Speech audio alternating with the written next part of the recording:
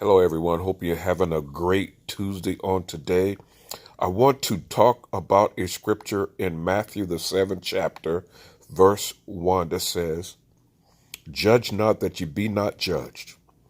That's a powerful scripture. We overlook that a lot. You know why?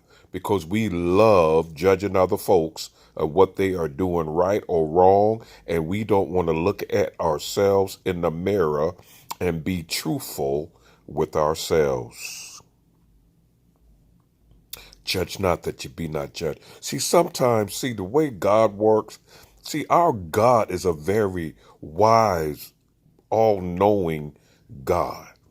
God, as you see in the Bible, or Jesus, as you saw in the Bible, he will use a donkey, a ass, to get what he needs to get accomplished.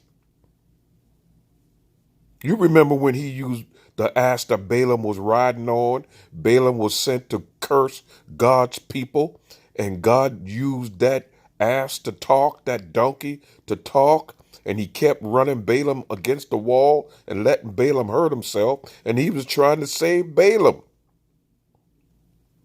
And Balaam kept hitting him and hitting him and hitting him.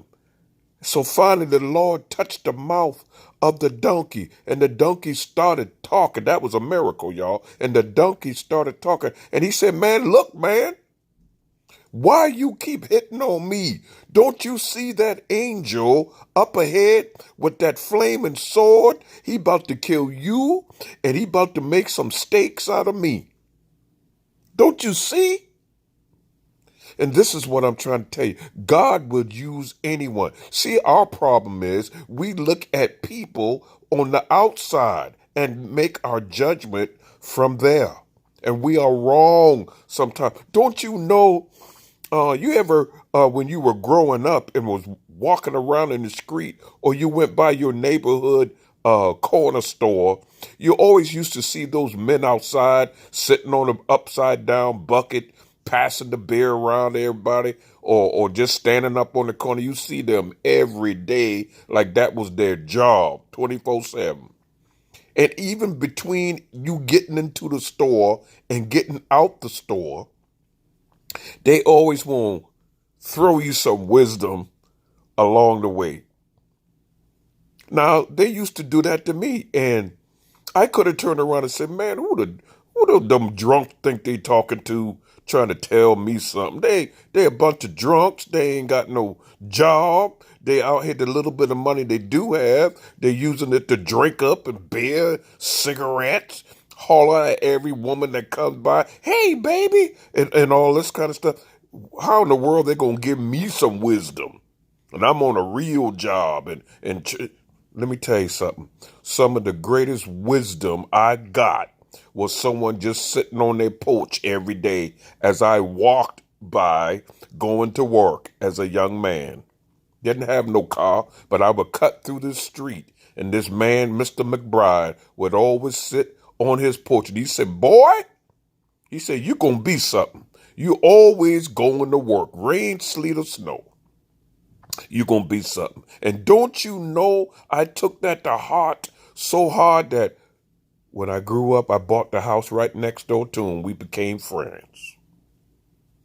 He saw something in me, good. And all I'm trying to tell you today, we spend so much time judging one another instead of judging ourselves, instead of cleaning up our life, instead of fixing what's wrong with us. You can't keep putting a Band-Aid on it. You can't keep taking Elmer's glue on it. You got to turn around and be what God called you to be on the inside. See, because we all can play that part on the outside. But what are we without God? We're nothing. So judge not that you be not judged. I hope this little bit of wisdom will help us along the way in life, because life is not playing, y'all. And we need every little bit of wisdom and guidance that we can get.